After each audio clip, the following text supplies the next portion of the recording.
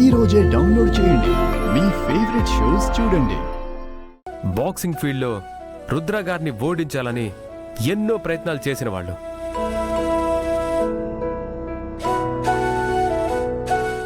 అంటే రుద్ర గారి మీద ఒక రకమైన పోటీ, ద్వేషభావం ఉన్నవాళ్ళు.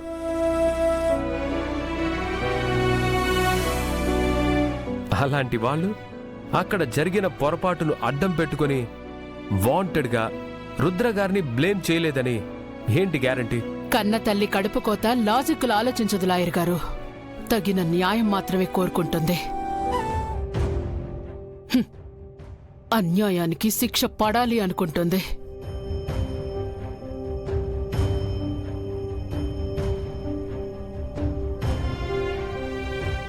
You're right madam. ఒకవేళ రుద్ర గారి తప్పు లేకపోతే అప్పుడు అన్యాయం ఎవరికి జరిగినట్టు? Objection your honour. Rudra Pratap వల్ల భాను ప్రతాప్ ప్రాణం పోయిందనేది నిజం. ఇంకా తప్పు లేకపోతే, చెయ్యకపోతే అనే ప్రశ్నలు ఎందుకు వస్తున్నాయో నాకు అర్థం కావట్లేదు. ఈ కేసులో సాక్షుల్ని నమ్మడం తప్ప చేసేదేం లేదు యువర్ ఆనర్. వేరే అవకాశం కూడా ఉంది యువర్ ఆనర్.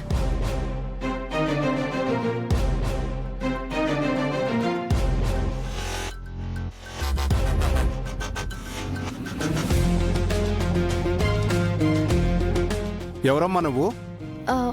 నేనొక లా స్టూడెంట్ ని మై లార్డ్. చూడమ్మా, లా స్టూడెంట్ అయినంత మాత్రాన సంబంధం లేకుండా ఇలా ఆర్గ్యుమెంట్ ని బ్రేక్ చేయకూడదు. కానీ ఈ కేసుతో నాకు సంబంధం ఉంది.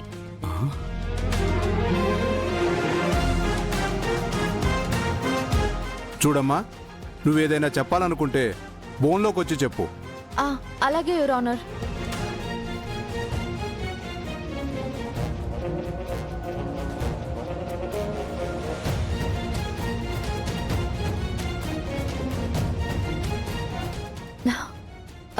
నమస్కారం మై లార్డ్.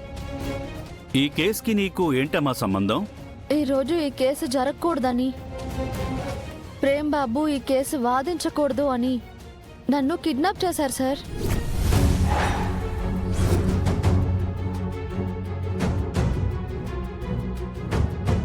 వాట్?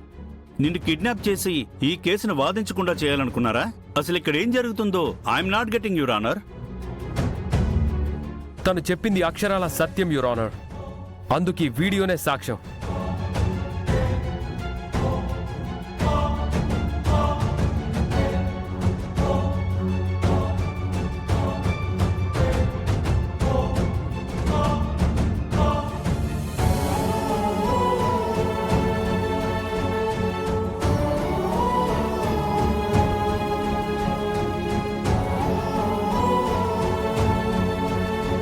చామంతి నాకు బాగా కావాల్సిన మనిషి అని తెలిసి నన్ను లాక్ చేయడానికే ఇలా చేశారు. ఇది ఎవరు చేశారనుకుంటున్నారు? ఇంకెవరు అయి ఉంటారు సార్? రుద్ర గారి కేసు గెలవకూడదనే ఇంటెన్షన్తో ఉన్నవాళ్లే. Objection your honour. ఇదంతా నిజమని మేమెలా నమ్మాలి? యువర్ ఆనర్, వాళ్ల మనుషులతోనే వాళ్లే కిడ్నాప్ డ్రామా ఆడించి దీనిని ఒక ఎవిడెన్స్ గా యూజ్ చేస్తున్నారని నా అనుమానం. లేదంటే కిడ్నాప్ అయిన తను ఆల్ ఆఫ్ సడన్ కోర్టుకి ఎలా వచ్చింది? రుద్ర సరే నన్ను కాపాడి తీసుకొచ్చారు. కోర్టు సెషన్లో ఉన్న రుద్ర గారు నిన్ను కాపాడారా? ఇది మేము నమ్మాలా? చూడండి, జరిగింది నమ్మించడానికి నేను ఇక్కడికి రాలేదు. రుద్ర గారి విషయంలో ఏదో తప్పు జరుగుతుందని ఖచ్చితంగా చెప్పగలను.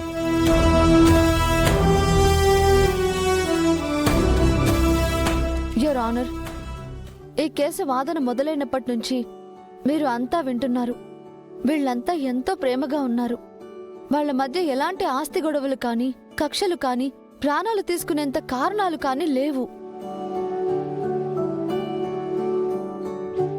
ఆవేశంలో చంపేశారు అని సాక్ష్యం చెప్తున్న ఈ సాక్షి కూడా పొంతనలేని సమాధానాలు చెప్తున్నారు.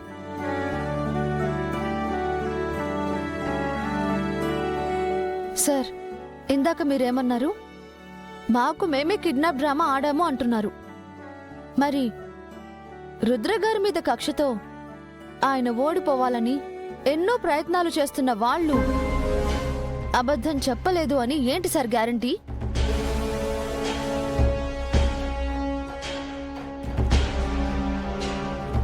అక్కడ జరిగిన పెనుగులాటలోనే భానుగారే కాల్ జారి పడిపోయి ఉండొచ్చుగా. ఓహో అలాగేనమ్మా. అయితే ఇప్పుడేమంటావు?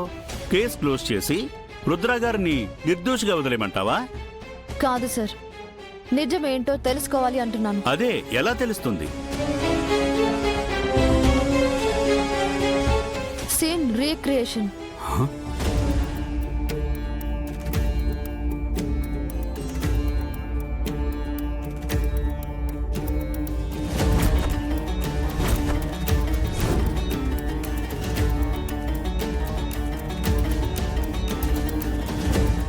ఏం మాట్లాడుతున్నావమ్మా? లా చదువుకున్నంత మాత్రాన ప్రాక్టికల్గా ఏవో 2 మాటలు మాట్లాడేస్తే సరిపోదు. తను మాట్లాడిన దాంట్లో తప్పే ఉంది. She raised a valid point.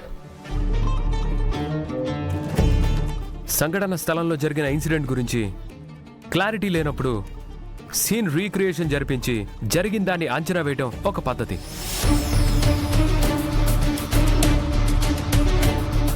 దాని ద్వారా నిజాలు బయటపడతాయి కూడా.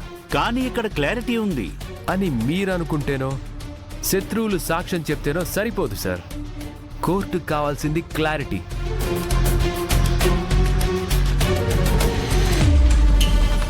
ఆ సందర్భంలో సాక్షులు డ్రింక్ చేసే ఉన్నారు. అంత మత్తులో ఉన్నవాళ్ళు నిజం చెప్పారని, అదే జరిగిందని మనం నమ్మలేం. అందుకే అక్కడ ఆ రోజు ఎలాంటి పరిస్థితులు జరిగాయనే అంచనా వేయడానికి సీన్ రీక్రియేషన్ చేయడం ఒక్కటే దారి.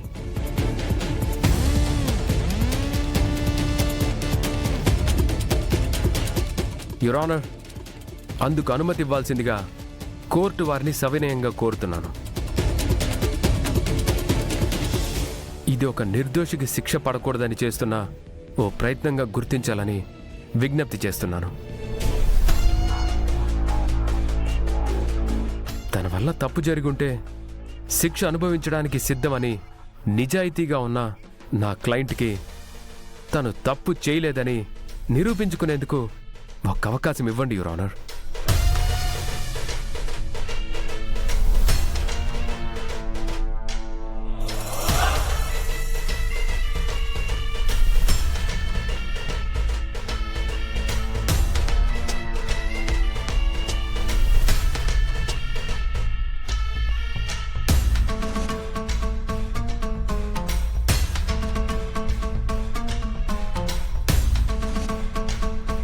వాదోపవాదాలు విన్న తర్వాత ప్రాసిక్యూషన్ వారి వాదనలోనూ సాక్ష్యాలలోనూ స్పష్టత లేకపోవడం వల్ల డిఫెన్స్ వారి అభ్యర్థన సమంజసంగా భావించి వారు కోరిన విధంగా సీన్ రీక్రియేషన్కి అనుమతి జారీ చేయడమైనది.